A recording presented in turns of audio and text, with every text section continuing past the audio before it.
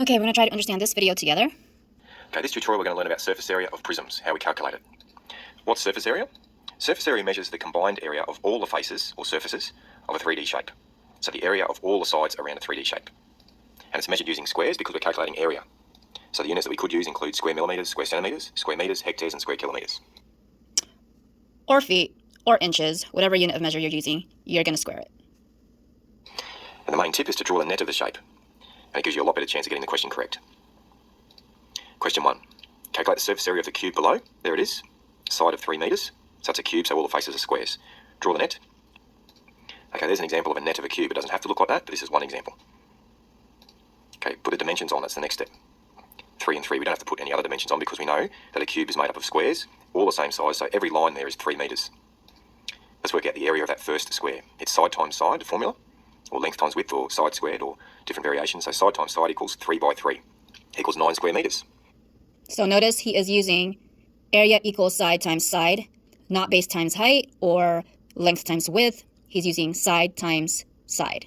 Why? Because on a square, you have all equal sides, okay? So side 1, side 2, side 3, side 4. So side times side. It's not like a rectangle where one length is longer than the other. So the formula for a square would be side times side. And that's, if you look at it on a rectangular area formula, it's kind of like saying length times width, right? And because it's a cube, all the squares around the sides of the cube are all the same. So they're all 9 square metres. So the surface area for a cube equals 6 times the area of 1 square. So 6 times 9 square metres, 54 square metres is the answer.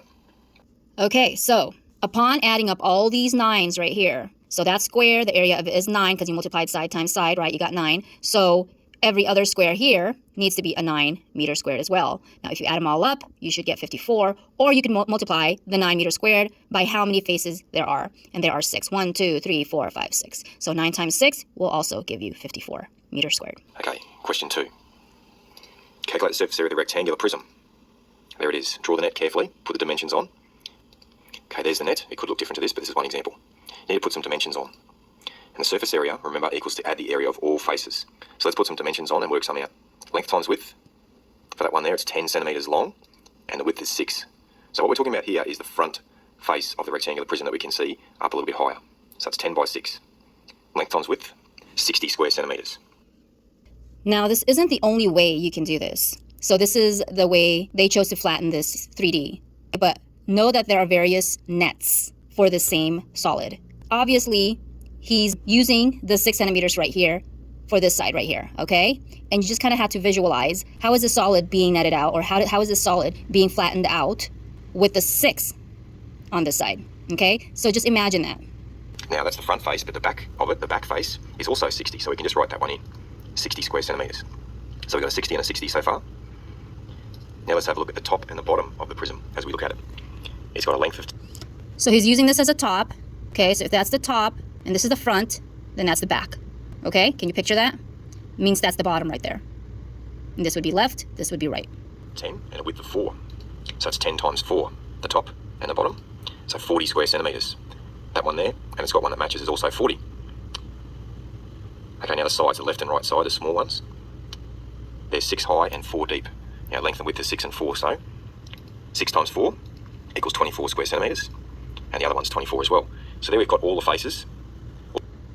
So another way you could have done this was this way, okay? You could have used this as front, that is bottom, that is back, and that is top, keeping the left and the right the same, but the measurements would have shifted. So instead of this being 6, this would now be 6, because if you think about it, this is the flap that you're flattening out, okay? And over here, he used this in the same upright position as this one. And so if you think about it, he's using the front here, the side here, another side here, okay? So he didn't like drop this down. He kept it upright, okay? And then he took the bottom right here, and then the back side right there, and dropped those down. And then he kept the top right here. So the way he did it is like, he flipped the box like this, okay? The way I'm doing it is, I took this side right here, and I flattened it down right here, and I took this side, and I flattened it down right there, okay? And I took the back, and I flattened it out. I took the front, I flattened it out. So basically, I'm looking at this from the top. I'm looking at this from the top, okay? The way he did it is that you're looking at it from the front. You're looking at it from the front. Whereas mine is you're looking at it from the top. Does that make sense? The area of each face, now we just add them up. So lay it out like that. Final answer, 248 square centimetres. Okay, let's go on to question 3. Okay, so you do the same thing you did with the previous, okay? You add up all the areas of the faces, and you should get that. Okay, another way to do it is to grab the identical faces, okay? Grab its area and multiply it by 2, because there's 2 of these identical faces, okay? Same thing here. Multiply this by 2, because you got 2 of them right there. And then you want to grab this and that and multiply 40 by 2 as well, because you got 2 of those, okay? And then once you get those 3 areas, you can go ahead and just add them up, and you should also get 248 centimeters squared. 3. The surface area of the triangular prism. Draw the net. Okay, there's the net of the triangular prism. 2 triangles and 3 rectangles. And the surface area equals, add the area of all the faces that we can see. Let's concentrate on the triangle first. They'll both be the same. They're both triangles, the front and back of the shape as we look at it. It's got a base of 10, a side length of 13, but we're not really interested in that with area. We want the height. And the height is 12 metres. So let's calculate the area now. The area of a triangle equals base times height divided by 2. Equals 10 times 12 divided by 2. Equals 60 square metres. So it's 60 square metres, and the other triangle is also 60 square metres. They're identical. Okay, keep in mind that he's using the area equals base times height divided by 2 formula for a triangle, right? Now, you could also multiply half, which basically means the same thing. All right, now let's have a look at the rectangle in the middle of the net. And that's the rectangle at the base or on the bottom of our triangular prism, right down underneath it. So it has a width of 10 and a length of 21. So length times width equals 21 times 10 equals 210 square metres. Okay, you must now use the formula for a rectangle, which is area equals length times width. And if you use the length, that would be the wider side right here, and then the width would be the shorter one right here. Okay, so it would be 21 times 10, and you should get 210. Oh, that's the bottom one, okay, right underneath, 21 times 10. Now the 2 at the side are actually different to that. They have a length of 21 and a width of 13. There's 21 and 13 there. So it's 21 times 13 equals 273 square metres, and same with the other one.